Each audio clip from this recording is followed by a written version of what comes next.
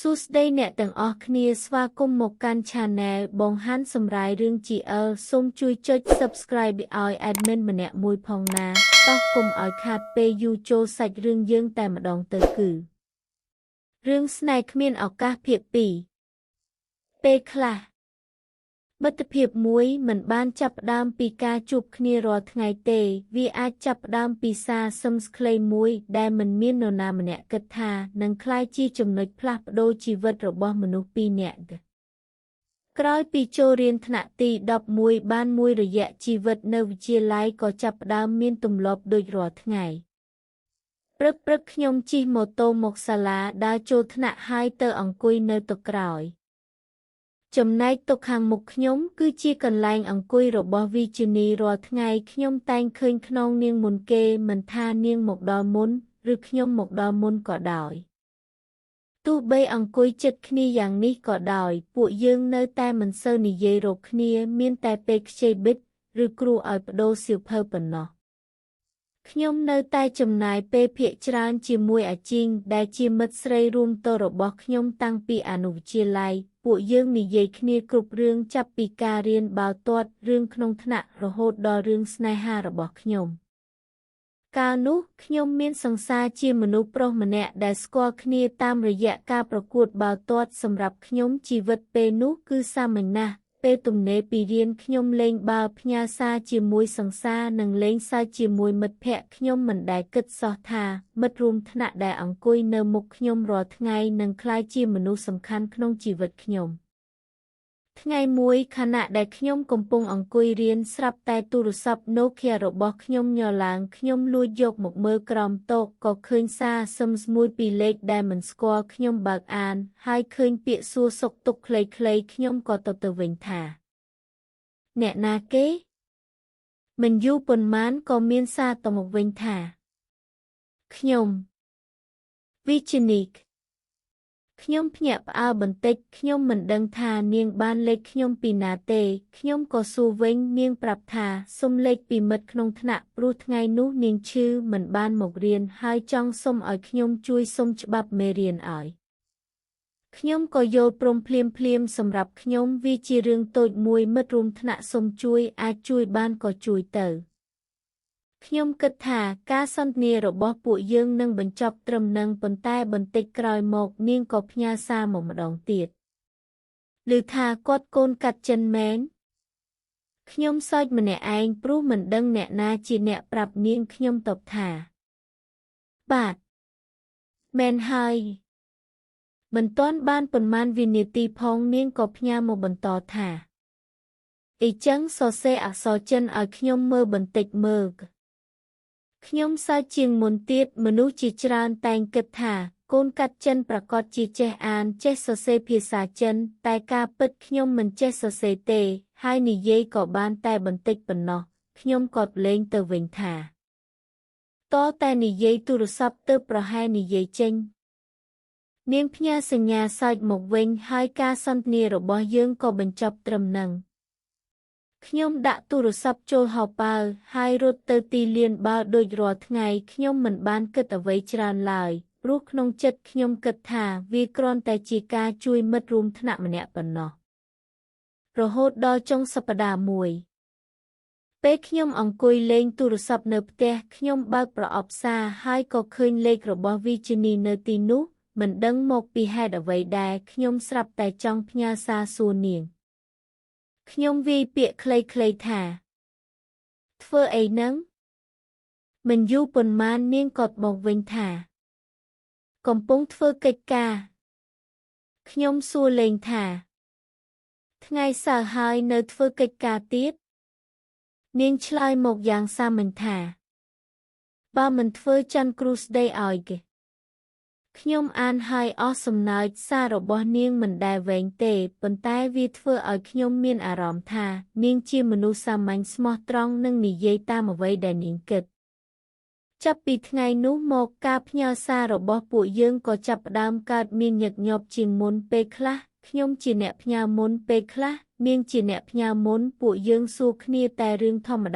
តាដូចជាញ៉ាំបាយហើយឬនៅថ្ងៃនេះធ្វើអីរៀនដល់ណាហើយឬចុងសប្តាហ៍ទៅណា គ្មានពាក្យផ្អែមល្ហែមគ្មានការសារភាពអារម្មណ៍គ្មានអ្វីលើសពីមិត្តភាពប៉ុន្តែដោយមិនដឹងខ្លួនពួកយើងក៏ចាប់ផ្ដើមស្គាល់គ្នាកាន់តែច្រើនតាមរយៈសារសឹមទាំងនោះនៅសាលាពួកយើងនៅតែជាមិត្តរួមថ្នាក់ធម្មតាខ្ញុំនៅតែអង្គុយទៅក្រោយនាងនៅតែអង្គុយទៅមុខពេលជួបគ្នាក៏មិនសូវនិយាយអ្វីច្រើនដែរប៉ុន្តែពេលល្ងាចឬថ្ងៃចុងសប្តាហ៍ពួកយើងបែរជាអាចជែកគ្នាតាមសារដោយគ្មានអារម្មណ៍ថាឆ្ងាយពីគ្នាទៀតឡើយពេលនោះខ្ញុំមិនដែលគិតសោះថាការសន្ទនាដែលចាប់ផ្ដើមពីពាក្យសាមញ្ញមួយថាជួយសុំច្បាប់ឲ្យផងនឹងក្លាយជាទំព័រដំបូងនៃមិត្តភាពមួយដែលក្រោយមកបានផ្លាស់ប្ដូរជីវិតរបស់ខ្ញុំទាំងស្រុងមិត្តភាពខ្លះមិនបានកើតឡើងពីការសន្យាថានឹងធ្វើជាមិត្តទេវាកើតឡើងដោយការចំណាយពេលជាមួយគ្នាបន្តិចម្ដងរហូតដល់ថ្ងៃមួយយើងមានអារម្មណ៍ថាជីវិតប្រចាំថ្ងៃរបស់យើងមានវត្តមានរបស់មនុស្សម្នាក់នោះជាធម្មតាទៅហើយក្រោយពីថ្ងៃដែលវិជ្ជនីផ្ញើសារសឹមមកសុំច្បាប់ពួកយើងក៏ចាប់ផ្ដើមជែកគ្នាញឹកញាប់ជាងមុនមិនមែនជារៀងរាល់ម៉ោងទេប៉ុន្តែស្ទើរតែរៀងរាល់ថ្ងៃតែងមានសារខ្លីផ្ញើទៅមកពេលខ្លះនាងសួរពីការរៀនពេលខ្លះខ្ញុំសួរថានាងបានធ្វើកិច្ចការហើយឬនៅការសន្ទនាទាំងនោះសាមញ្ញណាស់ប៉ុន្តែវាបានធ្វើឲ្យពួកយើងចាប់ផ្ដើមស្គាល់ចរិតគ្នាបន្តិចម្ដងនៅក្នុងថ្នាក់ពួកយើងនៅតែអង្គុយដែរនាងនៅតុខាងមុខខ្ញុំនៅតុខាងក្រោយពេលខ្លះខ្ញុំលេងសើចញាស់នាងជាមួយមិត្តភក្តិពេលខ្លះនាងគ្រាន់តែងាកមកធ្វើមុខមិនពេញចិត្តហើយនិយាយស្រាលថាឈប់លេងទៅសម្រាប់ខ្ញុំវាគ្រាន់តែជាការប្រឡែងលេងរវាងមិត្តភក្តិប៉ុណ្ណោះប៉ុន្តែក្រៅពីម៉ោងរៀនពួកយើងចាប់ផ្ដើមចំណាយពេលជាមួយគ្នាច្រើនជាងមុនរាល់ព្រឹកមុនចូលរៀនពួកយើងតែងណាត់គ្នាទៅញ៉ាំបាយព្រឹកនៅតូបតូចមួយក្បែរវិទ្យាល័យតូបនោះមិនធំទេមានតែតុឈើពីរបីនិងកៅអីផ្លាស្ទិកប៉ុណ្ណោះម្ចាស់តូបស្គាល់សិស្សស្ទើរតែគ្រប់គ្នាពេលខ្លះខ្ញុំញ៉ាំបពេលខ្លះញ៉ាំបាយសាច់ជ្រូកឬគុយទាវវិជ្ជនីមិនមែនជាមនុស្សរើសអាហារទេនាងញ៉ាំអ្វីក៏បានឲ្យតែឆ្អែតមុនចូលរៀនពេលញ៉ាំអាហារពួកយើងមិនសូវនិយាយរឿងធំដុំទេភាគច្រើននិយាយពីការងារសាលាគ្រូមុខវិជ្ជាផ្សេងឬមិត្តភ័ក្តិក្នុងថ្នាក់ពេលខ្លះនាងសើចនឹងរឿងដែលខ្ញុំនិយាយហើយខ្ញុំក៏ទើបចាប់អារម្មណ៍ថាពេលនាងសើចមុខនាងមើលទៅខុសពីពេលនៅក្នុងថ្នាក់មនុស្សដែលធ្លាប់តែស្ងប់ស្ងាត់បែរជាមើលទៅកក់ក្ដៅជាងអ្វីដែលខ្ញុំធ្លាប់គិតក្រោយម៉ោងរៀនរសៀលរាល់ថ្ងៃស្ទើរតែខ្ញុំទៅលេងបាល់ទាត់គឺជារឿងដែលខ្ញុំស្រឡាញ់តាំងពីក្មេងមិនថាហត់ប៉ុណ្ណាខ្ញុំក៏នៅតែចង់ចូលទីលានដំបូងខ្ញុំគិតថាវិជ្ជនីនឹងត្រឡប់ទៅផ្ទះជួលភ្លាមប៉ុន្តែថ្ងៃមួយខ្ញុំស្រាប់តែឃើញនាងអង្គុយនៅលើបង់ថ្មក្បែរទីលានជាមួយមិត្តស្រីពីរបីនាក់ពួកគេមិនបានលេងទេគ្រាន់តែអង្គុយមើលពួកខ្ញុំរត់ដេញបាល់ទៅវិញទៅមកខ្ញុំក៏មិនបានគិតអ្វីច្រើនដែរខ្ញុំគិតថាប្រហែលមកមើលលេងជាមួយមិត្តភក្តិទេដឹងតែបន្ទាប់ពីថ្ងៃនោះខ្ញុំក៏ឃើញនាងមកម្ដងទៀតហើយម្ដងទៀតរហូតវាក្លាយជារឿងធម្មតាមួយរាល់ពេលខ្ញុំលេងបាល់វិជ្ជនីតែងតែនាំមិត្តភក្តិមកអង្គុយមើលពេលខ្លះខ្ញុំរត់ហត់ក៏ងាកទៅមើលកន្លែងដែលនាងអង្គុយឃើញនាងនៅទីនោះ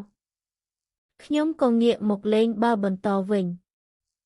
មិនមែនព្រោះចង់បង្ហាញអ្វីទេតែវាជាអារម្មណ៍ថាមានមិត្តមកអង្គុយមើលយើងលេងមានថ្ងៃខ្លះរៀនដល់ថ្ងៃត្រង់ហើយខ្ញុំមិនបានត្រឡប់ទៅផ្ទះទេផ្ទះខ្ញុំនៅឆ្ងាយដែរបើជិះទៅជិះមកវាចំណាយពេលច្រើនថ្ងៃមួយវិជ្ជនីក៏និយាយមកខ្ញុំថាបើមិនទៅផ្ទះទេទៅញ៉ាំបាយនៅផ្ទះជួលខ្ញុំក៏បានខ្ញុំស្ទាក់ស្ទើរបន្តិចតែដោយសារនាងនិយាយដោយសាមញ្ញហើយខ្ញុំក៏ឃ្លានដែរខ្ញុំក៏យល់ព្រមផ្ទះជួលរបស់វិជ្ជនីមិនធំទេជាផ្ទះឈើតូចមួយដែលជួលសម្រាប់សិស្សនៅឆ្ងាយពីសាលាក្នុងផ្ទះមានតែបន្ទប់តូចនិងផ្ទះបាយសាមញ្ញ បរិយាកាសមិនប្រណីតទេតែមានអារម្មណ៍កក់ក្ដៅថ្ងៃនោះពួកយើងញ៉ាំបាយជាមួយគ្នាយ៉ាងសាមញ្ញមានម្ហូបតែពីរបីមុខប៉ុន្តែការអង្គុយញ៉ាំជុំគ្នាធ្វើឲ្យអាហារនោះឆ្ងាញ់ជាងធម្មតាយើងជែកពីការរៀនពីគ្រូពីមិត្តភ័ក្តិនិងរឿងកំប្លែងក្នុងថ្នាក់គ្មានពាក្យស្នេហាគ្មានការបង្ហាញអារម្មណ៍អ្វីឡើយគ្រាន់តែជាមិត្តពីរនាក់តែចាប់ផ្ដើមមានកន្លែងសម្រាប់គ្នានៅក្នុងជីវិតប្រចាំថ្ងៃ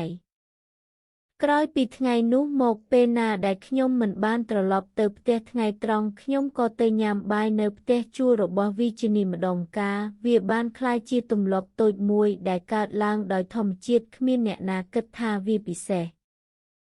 សូម្បីតែខ្ញុំខ្លួនឯងក៏នៅតែគិតថាវាគ្រាន់តែជាមិត្តភាពធម្មតាប៉ុណ្ណោះខ្ញុំមិនដឹងទេថាការញ៉ាំបាយព្រឹកជាមួយគ្នាការអង្គុយមើលខ្ញុំលេងបាល់និងការចែករំលែកអាហារថ្ងៃត្រង់នៅផ្ទះជួលនោះកំពុងធ្វើឲ្យចម្ងាយរវាងមនុស្សពីរនាក់កាន់តែខ្លីទៅដោយមិនមាននរណាម្នាក់ដឹងខ្លួនរឿងស្នេហ៍គ្មានឱកាសភាគ2ចប់តែប៉ុណ្ណឹងកុំភ្លេចតាមដាននៅភាគបន្តណានិងសូមចុច Subscribe លើកទឹកចិត្តដល់ Admin ម្នាក់មួយផងអរគុណច្រើនបង